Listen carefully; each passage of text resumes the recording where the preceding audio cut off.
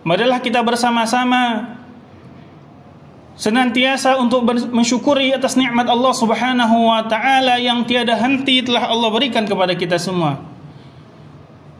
Kalaulah bukan Allah Subhanahu wa taala yang memberikan nikmat tersebut, niscaya tentu kita tidak dapat hadir pada kesempatan kali ini.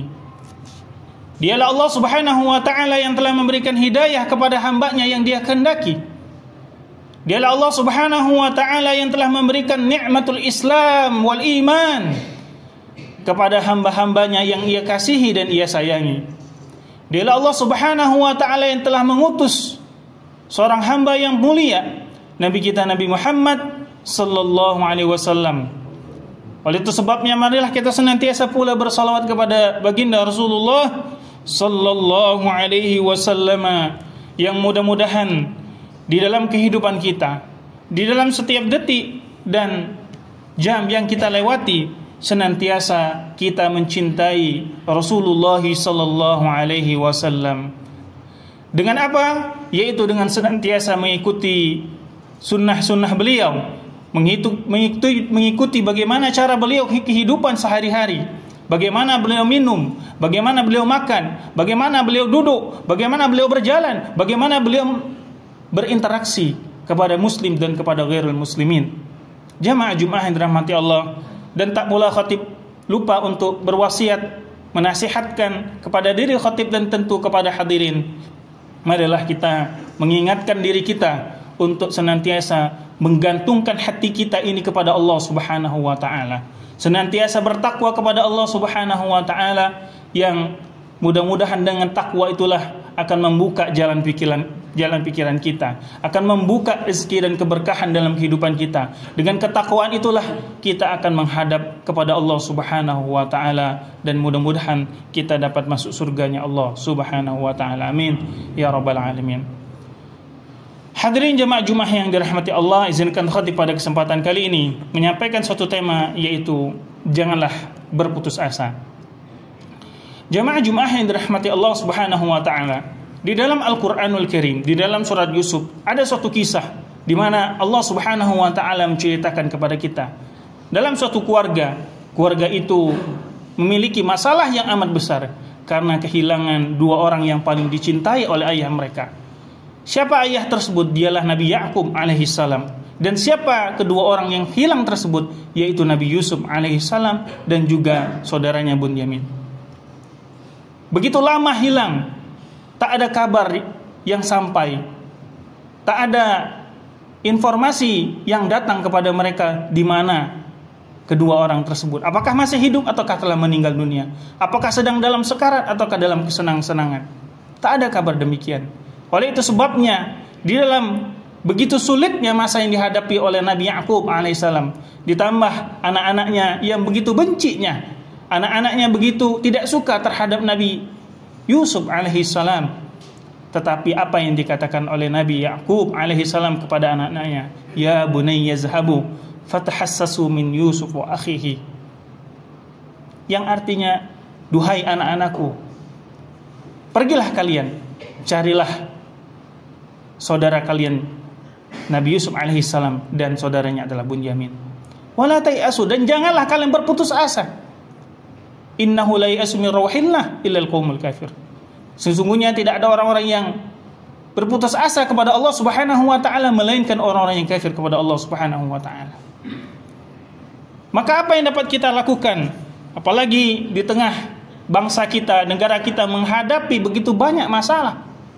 Mungkin kita di dalam kehidupan kita sehari-hari kita tidak menghadapi dan tidak tahu, tapi sesungguhnya bangsa kita dalam keadaan masalah.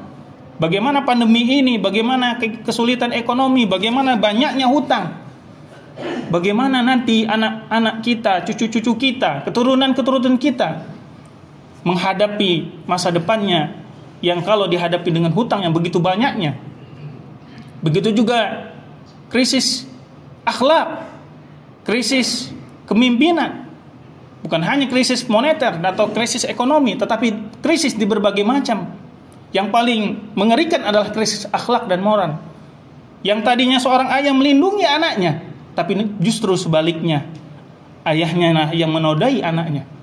Seorang anak seharusnya menyayangi dan menghormati orang tuanya, tetapi sekarang malah justru banyak anak-anak yang tidak menghormati, bahkan ada yang rela atau tega melukai orang tua yang melahirkan dia sendiri. Seorang petugas seharusnya melindungi daripada rakyat-rakyatnya, tapi sebaliknya rakyatnya lah yang disakiti oleh petugasnya. Begitupun sebaliknya, seorang rakyat pun harus menghormati daripada petugas-petugas yang ada, tapi sebaliknya rakyatnya lah yang kemudian menodai bahkan menyakiti daripada petugas-petugasnya. Ini merupakan pesan penting kepada kita semua bahwa kita tidak dalam sehat-sehat saja bangsa ini. Begitu juga di dalam keluarga kita. Begitu banyak di masa pandemi ini orang yang mengalami kesulitan. Andai saja mulut dibuka, andai saja semua hati dibukakan, andai saja semua kita tahu informasinya, maka isinya adalah jeritan, tangisan, kesedihan.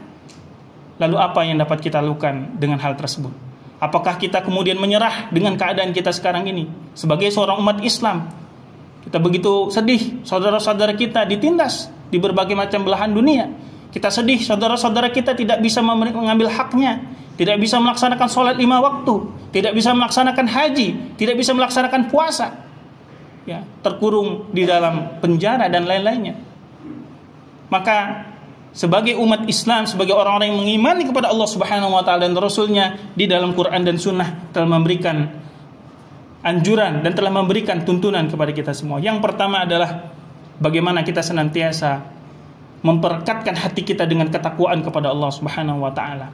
Sebagaimana firman Allah Subhanahu wa taala, "Wa may yattaqillaha yaj'al lahu makhraja wa yarzuqhu min haitsu la yahtasib. Wa may yatawakkal 'ala Allahi fahuwa hasbuh." Yang artinya, orang yang senantiasa bertakwa kepada Allah Subhanahu wa taala, maka Allah akan berikan kepadanya jalan keluar dan memberikan rezeki kepadanya dari sisi-sisi yang tidak dia sangka. Dan barang siapa yang bertawakal kepada Allah Subhanahu wa taala, maka itu akan cukup baginya. Inilah yang kurang dari kita umat Islam. Ada orang mengatakan, katanya dalam Quran Allah akan menolong orang-orang yang beriman, Allah akan menolong orang-orang yang selalu dekat dengan Allah Subhanahu wa taala. Tapi kenapa umat Islam sekarang berada di bawah? Ingat, yang Allah janjikan di dalam Quran adalah untuk orang-orang beriman dan orang-orang bertakwa. Artinya apa? Bahwa boleh jadi kita sebagai orang umat Islam perlu introspeksi diri. Mungkin kita belum menjabat atau belum kita melekat predikat orang-orang yang bertakwa dan beriman kepada Allah Subhanahu wa taala dengan sejati-jatinya. Saat waktu itu tiba, ketika umat Islam betul-betul melaksanakan perintah Allah Subhanahu wa taala, betul-betul melaksanakan perintah Rasulullah sallallahu alaihi wasallam, menjalankan Islam sesungguhnya, maka niscaya Allah Subhanahu wa taala akan menurunkan barakah dari langit dan bumi ini. Yang kedua, jemaah Jumat yang dirahmati Allah Subhanahu wa taala, adalah kita sebagai umat Islam agar optimis di dalam kehidupan sehari, jangan kita berlarut-larut dalam kesedihan. Kesedihan apakah boleh Ustaz? Boleh, tetapi jangan, yang tidak boleh adalah jangan kita berlarut-larut dalam kesedihan. Maka para ulama mengatakan ketika Rasulullah sallallahu alaihi wasallam bersama sahabatnya yang mulia, siapa itu? Yaitu Abu Bakar Siddiq. Tidak ada orang lain, tidak ada. Sementara mereka dikepung oleh orang-orang yang menginginkan nyawa Rasulullah sallallahu alaihi wasallam, menginginkan kepalanya Rasulullah sallallahu alaihi wasallam. Bayangkan jemaah Jumat, kalau kita berada dalam posisi Rasulullah SAW, tidak ada orang lain. Sementara ratusan orang, bahkan mungkin ribuan orang menginginkan nyawa kita. Tetapi sungguh kata-kata yang diucapkan Rasulullah dan terukir dalam Quran mengajari umatnya akan pentingnya optimisme, pentingnya kita jangan putus asa dalam keadaan segenting apapun dan sesulit apapun. Apa yang dikatakan oleh Rasulullah sallallahu alaihi wasallam? Karena Abu Bakar saat itu mengkhawatirkan nyawa Rasulullah sallallahu alaihi wasallam. Andai kata Rasulullah SAW itu dibunuh oleh orang-orang musuh-musuh Allah Subhanahu wa taala, maka mungkin Islam sekarang ini sudah tidak ada lagi. Tetapi apa yang dikatakan oleh Nabi kita Nabi Muhammad sallallahu alaihi wasallam? La tahzan, innallaha ma'ana. Wahai Abu Bakar, kalau dibahasakan dengan bahasa kita, jangan engkau bersedih, karena Allah bersama kita.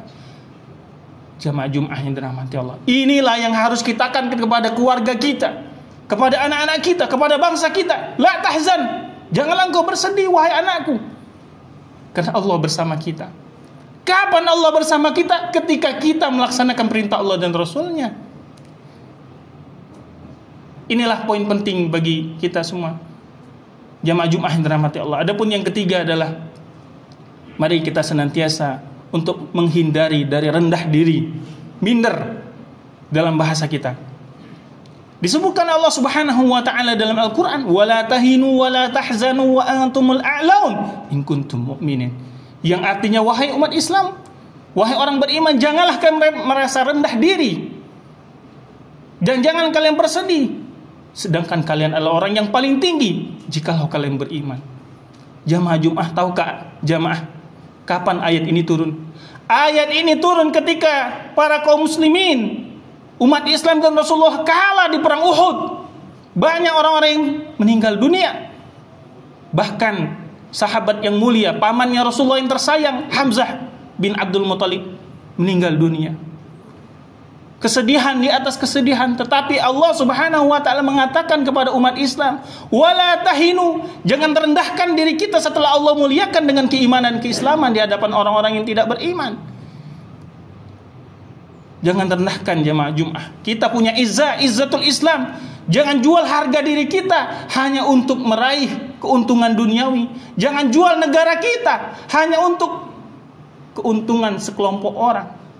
Tetapi semua keuntungan bangsa ini harus untuk bangsa dan rakyat ini. Semua yang kita lakukan ini dalam rangka li'ilai kalimatillah, senantiasa menegakkan keadilan serta kebenaran di jalan Allah Subhanahu wa taala. Adapun yang terakhir adalah al-husnu billah, husnuzan ma'allah Subhanahu wa taala, yaitu senantiasa berbaik sangka kepada Allah. Dalam hadis yang sahih riwayat Muslim disebutkan, Rasulullah SAW bersabda, "La yamutunna ahadukum wa huwa yuhsinu illa wa huwa yuhsinu billahi zanna." Wa fi maqalan Nabi sallallahu alaihi wasallam, yang artinya, janganlah kalian meninggal kecuali kalian dalam keadaan berhusnuzon kepada Allah Subhanahu wa taala. Jamaah Jumat yang dirahmati Allah, saya yakin tidak ada satupun dari kita kecuali pernah mengalami musibah, pernah mengalami sakit, pernah mengalami kesulitan, pernah mengalami masalah, pernah mengalami kesukaran, tantangan dan lain-lainnya. Tapi ingatlah, itu semua Allah tidaklah mungkin menguji hambanya untuk menyakiti hambanya. Innallaha la yazlimun nasa syai'ah. Allah tidak akan pernah menzalimi kita. Allah tidak pernah zalim kepada kita. Kita sakit, kita itu karena kita sendiri. Kita sulit itu karena kita sendiri. Tetapi sesungguhnya di balik kesulitan ada kemudahan. Di balik sakit kita ada kafarat terhadap dosa-dosa kita. Apapun yang kita hadapi, apapun yang kita sedang jalani, sesulit apapun, sekarang umat Islam di mana-mana mengalami kesulitan. Mengalami kesulitan. Mulut ini saja yang keluh untuk mengungkapkannya karena takut akan dibegitukan dan beginikan. Andai saja mulut ini dibuka, tentu saja banyak sekali aduan. Maka jamaah Jumat yang dirahmati Allah, bersabarlah. Karena Allah janjikan di dalam Al-Quran, fa innal aqibatu lil muttaqin. Nanti ujung daripada kebahagiaan itu hanyalah untuk bagi orang-orang yang beriman. Memang kita sering dizolimi, memang sering kita tidak diberlakukan secara adil, tetapi Allah Maha melihat. Allah akan memenangkan agama ini. Allah akan senantiasa menolong hamba-hambanya. Allah akan senantiasa menolong kita. In tansurullaha yansurukum wa yutsabbit aqdamakum. Maka senantiasalah kita untuk berpegang teguh kepada ajaran Allah Subhanahu wa taala. Jangan ragu, karena keraguan akan menimbulkan syak. Keraguan akan mengurangi daripada keimanan kita kepada Allah Subhanahu wa taala. Maka tak kala kita sudah ragu dengan agama ini, maka apalagi yang kita akan pegang dalam kehidupan kita. Tetapi ketika kita berhusnuzon ma'allah, ketika kita berbaik sangka kepada Allah Subhanahu wa taala, insyaallah hati kita akan tenang, ilham akan terbuka, kemudahan demi kemudahan akan kita dapatkan, ketenangan jiwa akan Allah berikan. Tetapi sebaliknya, ketika kita berburuk sangka kepada Allah Subhanahu wa taala, ya Allah, kenapa dengan Covid ini Engkau ambil orang-orang yang saya sayangi, ya Allah? Ketika Covid ini begitu banyak bisnis saya yang Engkau habiskan dan Engkau tidak berikan kelancarannya sehingga saya kadang-kadang melarat. Ketika kata-kata itu keluar dari mulut kita, maka ketahuilah jamaah Jumat yang dirahmati Allah, pada saat itu kita sama saja mengubur daripada harapan kita kepada Allah Subhanahu wa taala. Karena hanya orang-orang yang senantiasa berbaik sangka kepada Allah lah mereka-mereka yang masih punya